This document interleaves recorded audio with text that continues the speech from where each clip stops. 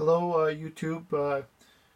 So this will be part two of the analysis of the BNN Bloomberg on C-69 interview. Thank you very much. Why is that the case? Because when we look at the greenhouse gas emissions, Canada, from the data I've seen, is 1.6%. You look at China, 23%, the United States, 44%. Okay, we'll take 44. Well, and look at the United States, it's double digits as well. Why isn't there more focus on what's going on outside of our borders? Why isn't there any focus? No focus. None. Well, there absolutely is. On a per capita basis, of course, Canada emits huge amounts of greenhouse gas emissions. And in fact, the Environmental Quality Index, which is a report that's prepared by Yale and Columbia researchers, says that we are at the bottom of the barrel, one of the worst performing countries in the entire world when it comes to getting our greenhouse gas emissions under control. And I have to say, I find this kind of discourse a little bit sad. To say that, well, Canada's so small, we've got no role, we can't do anything. We've had other great crises. But we didn't say that. When we've had Nobody's even wars, hinted, Canada Josh, has always done its share, and no one has said, well, maybe another partner won't do their share, so Canada ought not to act. That's shirking our responsibility. But here's one thing. We cannot lead with 1.6%. Of course we can. And the hypocrisy, of course we can. Elizabeth, the hypocrisy of participating. Don't you remember that we led to save the ozone layer? Do you remember that Canada led? Don't diminish our role in the world, but we have the capacity to lead, but only if we come to an issue with clean hands and we've done our homework we can ourselves. Lead That's with what Brian action. Mulroney did with we can acid lead rain. With technology.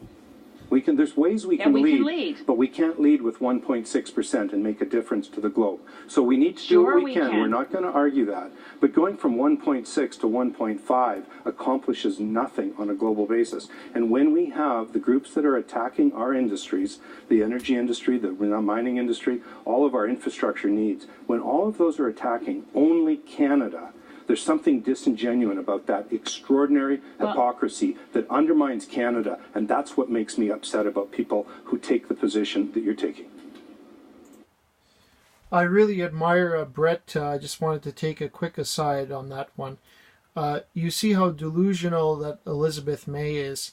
Those are the kind of people that you should be wary of, who are power hungry and simply try to get a point across by force-feeding their opinion to people.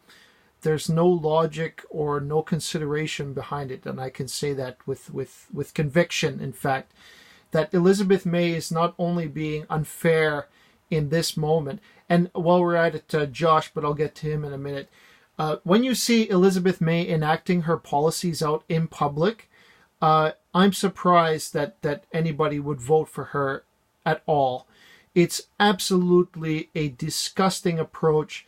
The kind of really it's low thinking. There's no thinking whatsoever to it. No deliberate formation of an idea that's been properly formed. You could say that Elizabeth May is immature in her understanding of how Canada actually functions, how the economy functions, how, as Brett put it, technology functions, and there are the proper ways to show leadership in the world. Like you cannot just say, okay, we don't do enough, we don't do enough.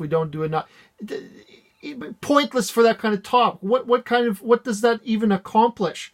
And then Josh, with this whole pseudo idea or something from Yale University or some biased university somewhere to create fake documents on the that Canada is one of the lowest level for accountability and for responsibility when it comes to the environment. That is absolutely nonsense, and I don't even believe his figures. I would want him to produce the documents. Show me the evidence where that come from, and I'll refute it 10 ways.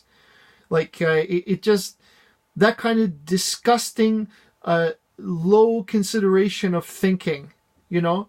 You can see Brett here, he just, I don't say he's offended, but he is very exasperated with the people that he's required to debate with, because it's not a debate discussion. It's a I'm right, you're wrong discussion. You know what I mean? There's no consideration that goes into it. It's not a meaningful debate that solves anything. They're just like nattering like little children. And Brett is standing there, oh, okay, so let's try to come to a peaceful resolution. Let's try to be considerate, please, you know. And there they go, the two, you know, the two of them, Josh and May. My goodness gracious, they require a lot of re-education, like more education, I say that. Just like, you know, no thinking, no in-depth thinking about what they talk about. Anyhow, let us continue.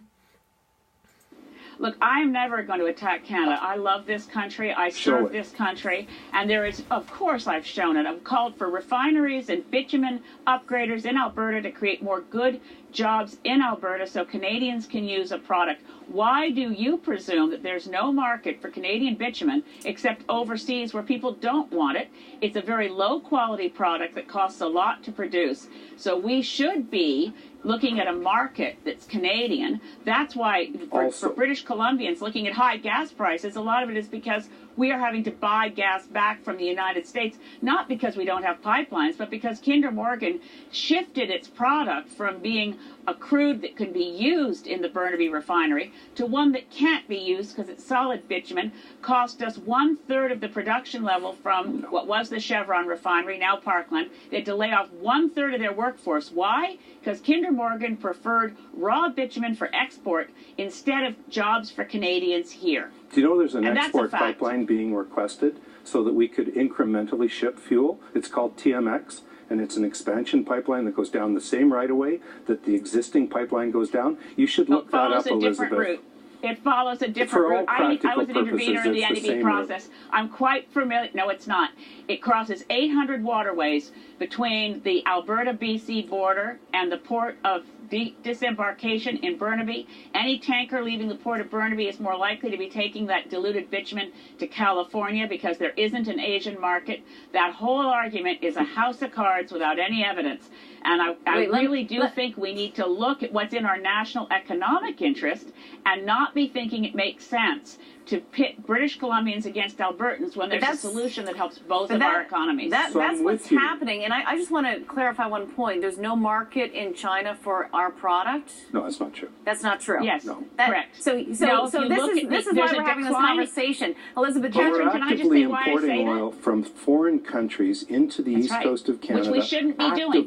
So if we were working in Canada's interest, we'd be expanding our industry at the same rate the global industry is expanding. Which would be what percent? 3 to 5. Okay, so we should be growing our energy industry 3 to 5%. That's just on a global basis. Now we have the ability to grow faster. Okay, Elizabeth, go ahead. I know, sorry, but for viewers, before we went on air, Catherine said jump in, so I really hate to jump in. But look, we are, just to give you the figures, we are importing to Eastern Canada 700,000 barrels of oil a day. From where? Let me finish this. Let me just get the numbers out. 700,000 barrels of oil a day is imported to Eastern Canada, and this bitter, nasty fight that we shouldn't be having between Alberta and BC is over less, 590,000 barrels of solid bitumen for export a day. Now, we're importing it from Venezuela, Kazakhstan, Nigeria, Saudi Arabia, and still a bit from Norway. The Saudi oil, by the way, only goes to the Irving Oil Refinery in St. John, New Brunswick. There's not a lot of other people using it, but the Irvings like it because it's cheap and it's higher quality, and they're not prepared to build an upgrader to deal with bitumen. So the upgraders should be in Alberta, create more jobs in Alberta, make sure we're not increasing our overall production, but getting more jobs and more value added out of every barrel produced. And once Canadian needs are met, then maybe we export. But this fight over exports is so divisive and so unhelpful, and there are other solutions that that come from a place of common ground. Josh, weigh in here in terms of... I just would like to say a lot of the stuff that she's talking about, for one thing, she doesn't support Alberta jobs, because if she did, she wouldn't be against Trans Mountain in the first place, since she knows that a lot of the livelihood of Alberta people depends on the success and building of that pipeline. and she's already been very clear about her policy toward pipelines. So what she's doing is contradicting herself in the same exact interview several times. In addition to that, to try to say that China is not going to purchase our goods is ludicrous. They absolutely would to purchase any and all export that Canada would bring to the table if we would but bring it. Like, the Chinese economy, we would account for a small percentage in comparison with the U.S. Like, they have money to spare. They will buy from us. Of course, the political climate right now is not all that great, but I believe that the Chinese would buy from us. And I think Brett said something like 3 to 5%. So that's money that's lost. But again, like, you see the way that May is attacking the conversation. She gets a lot of airtime, but when she's doing it, she's attacking using, how would you call it? Because she tried to say she loves Canada and so forth. I don't really believe that at all. I believe that's a political tactic. It's designed to mislead an audience, you know. Some people might believe it on the surface, you know what I mean? So the fact that she says it makes a difference. But I think she's talking one way and acting in another. But anyhow, let us continue. Yeah. Well, I was just going to say that this is why strategic environmental assessments are so important, and regional environmental assessments are so important, because we can have the kind of strategic discussion that's going on now. Where ought we to be putting our resources to have maximum effect to both create good projects and meet our climate agreement, our international agreements under Paris? What are the right kind of investments that are going to get us where we need to go? Right now, we take an ad hoc, project-by-project approach. We never look at the big picture. One thing that Bill C-69 will do is provide a space to do those high-level assessments, and it will fund them. There's funding that goes along with it so that these might actually happen. So the kind of discussions we're having here, what we can have as a nation, as a country. Okay, go ahead, Brett. Joshua, which of the pipelines do you consider good infrastructure? Is it Keystone XL? Is it Gateway? Is it Energy East? Or is it TMX? Which of those are you in favor of? The whole point, Brett, is that we have to assess all of these projects on their merits and in the context of a larger strategic plan. And we've been but from your perspective, which of these works for you? Is Gateway out because it's...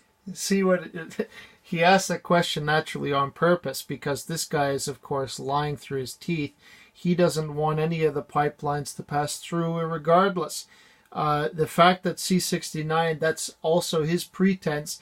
They don't want to come right out and say they'll destroy jobs and that they're completely against Trans Mountain and Energy East. And, you know, Keystone XL, Trump already approved it. Under Stephen Harper, our problem was Barack Obama saying that Keystone would actually only create something like 300 jobs or fewer for the Americans, which was absolutely nonsense. But using that as a pretense, he wouldn't approve Keystone. So now Trump approves Keystone. Trudeau digs in his heels. It's the ultimate irony. But this guy is absolutely lying through his teeth. It's obvious. He doesn't support any pipeline. C-48? Is it Energy East because we're happy to import oil from countries that don't give a damn about the rights of women, children, or the environment? Or is it Keystone XL, which Trump wants us to bring across the border as soon as he's ready? Which of those works for you? Then don't say none. I don't think that's the right question. I think it is. But it is the question. Makes no sense, Brett. Well, of course it makes no sense to you. The question is, should we be exporting raw bitumen?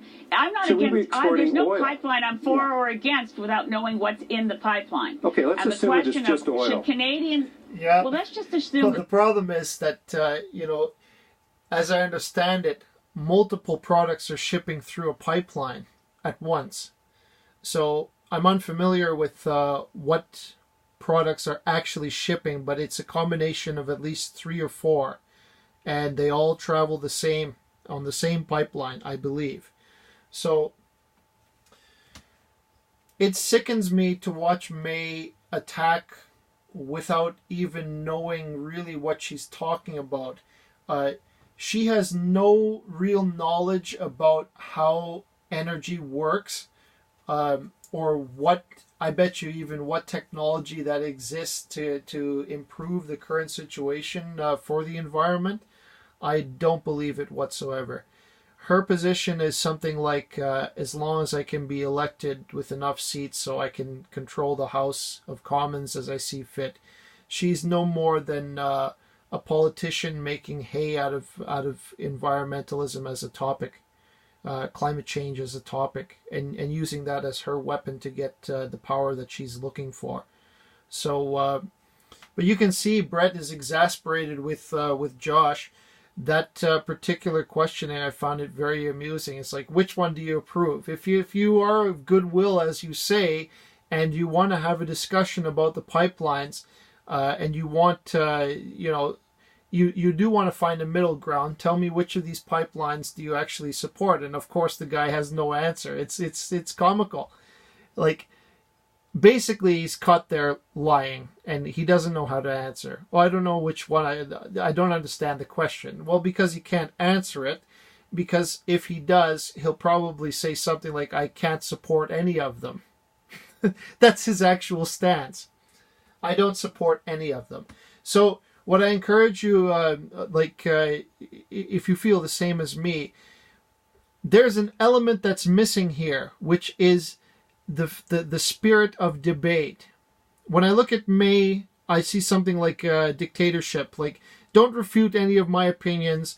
Don't refute any of my facts. I'll talk over the rest of you as much as I can, and hopefully the audience will side with me. So, power by speaking too much over your opponents. Something that Singh also does, but he does it more subtly than she. But it's essentially trying to outmuscle your opponents. Josh, I think Josh doesn't really know what he stands for, as evidence of how Brett interviewed him a little bit. Catherine, of course, refuted a lot of the things that May said because she was trying to get a word in, and then May cut her off, essentially.